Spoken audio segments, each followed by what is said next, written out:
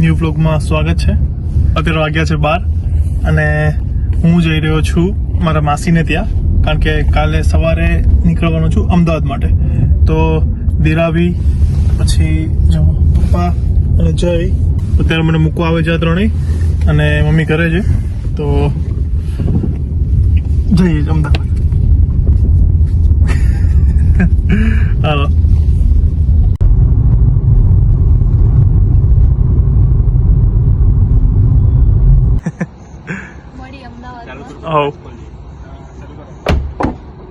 Good morning. વાગ્યા છે સવારના 7 અને હવે હું નીકળું છું અમદાવાદ જવા માટે.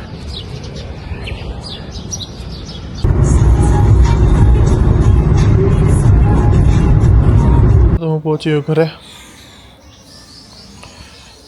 Finally after 5 days. ઘરે જોઈ સુરતથી મહેમાન આવ્યા છે. હેલો. હેલો મમ્મી, શું જમવાનું શું બનાવ્યું અત્યારે? દાળ ભાત શાક રોટલી શેનું શાક? વટાણા બટેટા. ઓકે, બીજું કાંઈ? ખમણ લાવવાના પપ્પા. આ ટમેટા કરશે. હા, રસ ખાવો છે તો રસ કરશું. ઓકે, હું 4-5 દિવસ નહોતો, મને યાદ નથી આવતી. આવતી ને શું કરે?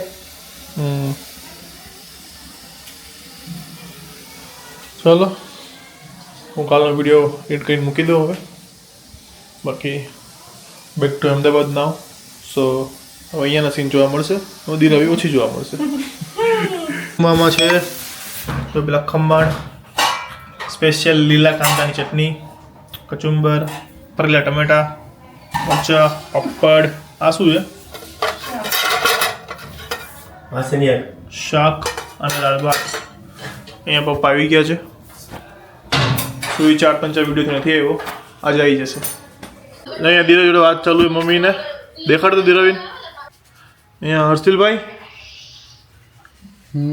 ફોન લઈને બેઠા છે, અને અહીંયા મારું હેર મોલિશ ચાલુ છે.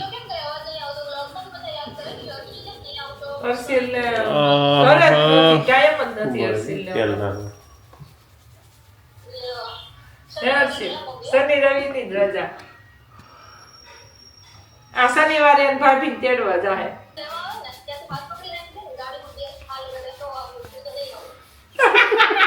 શું કહે છે? અર્શિલ માં લાલ પકડીને તીન ઘેરે આલ તો જ ગાડી બેને નહીં બેવું. હર્ષિલ હાથ પકડીને કહેતો ગાડી વાળા દોડી આવી કે અર્શિલ કે ગાડી વાય દોડી આવી છે નોકો.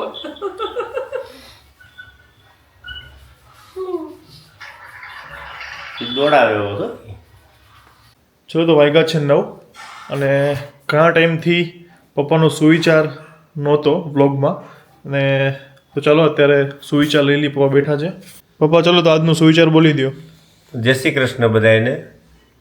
ઈશ્વરે બધાને હીરા જેવા જ બનાવ્યા છે, પણ શરત એક જ છે કે જે ઘસાશે એ ચમકશે. એટલે આ દુનિયામાં જે મહેનત કરશે એ આગળ આવશે, બાકી જેને જે મહેનત નથી કરવી એ તો ત્યાં ને ત્યાં જ રહેવાના છે. બીજાનું જોઈ જો ને એમને બેઠા રહેવાના છે, એને કંઈ મળવાનું નથી. એકદમ સાચી વાત કીધી. એટલે કાંઈ પણ જોઈએ છે તો મહેનત તો કરવી જ પડશે. તો ચાલો, આજે બહુ ટાઈમ પછી મેં કમેન્ટ્સ નથી લીધી, તો આજે હું જે આપણે 5 વિડીયો જે આપણે જે બ્લોગમાં 5 કમેન્ટ રીડ કરીએ છીએ તે કમેન્ટ પણ હું રીડ કરી લઉં. ઓકે, અને કાલથી આપણા બ્લોગ છે ને એકદમ રેગ્યુલર ચાલુ થઈ જશે. દિરાવી પણ છે ને 2 થી 3 દિવસમાં પાછી આવી જવાની છે અમદાવાદ.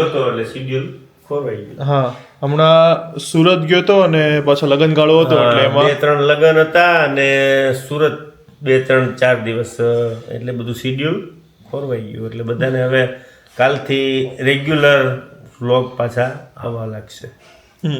અને 1 વીક પછી મારો બર્થડે આવે છે, એટલે ત્યારે ધમાલ કરવાની છે, એટલે જોતા રહેજો. જો દિરવ અહીંયા ફરે છે. શું કરે ક્યારની? શેની ટાઇલ્સ જોવા? ઘર માટે ટાઇલ્સ જોવા ગઈ હતી. ઓકે, કાંઈ નહીં, ચાલો હું 5 કમેન્ટ રીડ કરી લઉં અને પછી તને કોલ કરું. Okay bye. બાય. વ્લોગ ચાલુ છે, તારે કેવું છે?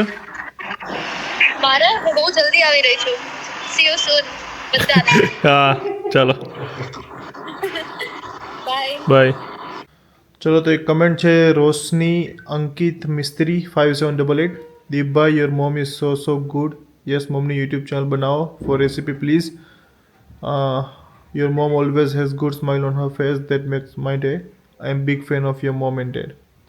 Thank you so much Roshni.